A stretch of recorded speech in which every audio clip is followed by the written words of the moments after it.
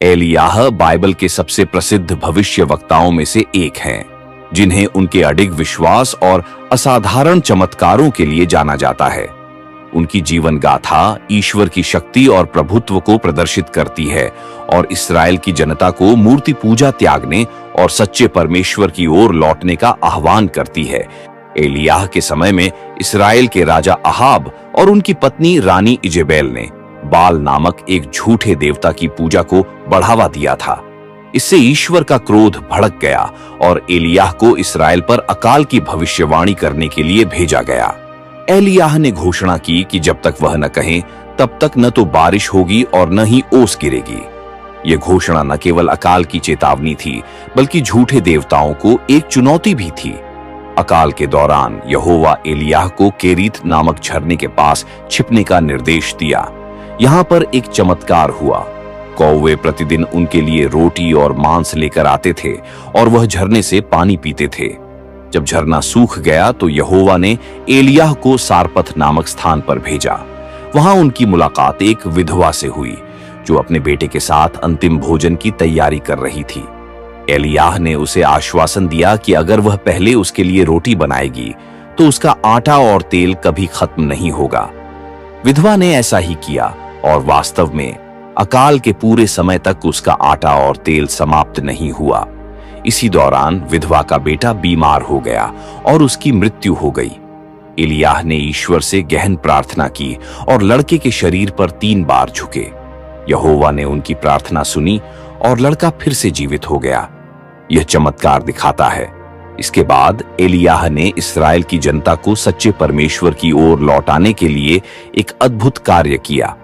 उन्होंने 450 बाल के झूठे भविष्यवक्ताओं को करमेल पर्वत पर चुनौती दी।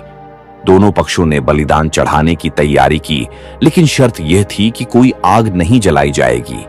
झूठे भविष्यवक्ताओं ने अपने देवता से प्रार्थना की, लेकिन कोई उत्तर नहीं मिला। जब एलियाह ने प्रार्थना की तो स्वर्ग से आग आई और उनके बलिदान को पूरी तरह भस्म कर दिया।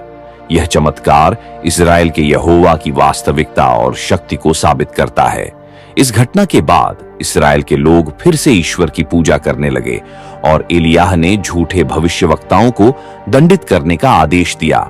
इसके तुरंत बाद एलियाह ने अकाल समाप्त होने के लिए प्रार्थना की। उन्होंने 7 बार प्रार्थना की और अंततः एक छोटा सा बादल आसमान में दिखाई दिया। यह बारिश आने का संकेत था। इसके बाद बारिश शुरू हुई और अकाल समाप्त हो गया। इस समय एलियाह ने एक और चमत्कार दिखाया।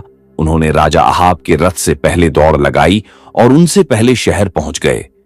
यह उनकी दिव्य शक्ति और ऊर्जा का प्रमाण था। लेकिन जब रानी इजेबेल ने एलियाह को मारने की धमकी दी तो वह भयभीत होकर जंगल में भाग गए। निराशा में उन्होंने यहोवा से अपने जीवन को समाप्त करने की प्रार्थना की, लेकिन यहोवा ने उनकी मदद की। एक स्वर्गदूत प्रकट हुआ और उनके लिए भोजन और पानी लेकर आया। यह भोजन इतना शक्तिशाली था कि इसने उन्हें 40 दिनों तक बिना रुके चलने की शक्ति दी। एलियाह माउंट होरेब पहुंचे, जहां उन्होंने ईश्वर को एक कोमल फुसफुसाहट में सुना।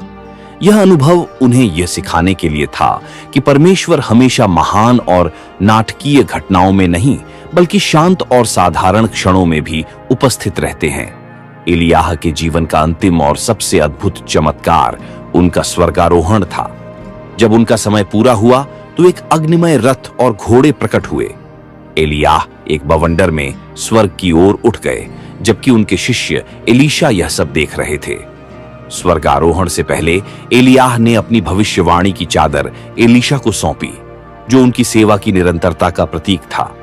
एलियाह के ये असाधारण चमत्कार न केवल ईश्वर की प्रभुता को साबित करते हैं, बल्कि इस्राएल की जनता को पश्चाताप करने और सच्चे ईश्वर की ओर लौटने के लिए प्रेरित करते हैं। उनका जीवन विश्वास, साहस और ईश्वर की अनंत कृपा का एक अद्भुत उदाहरण है।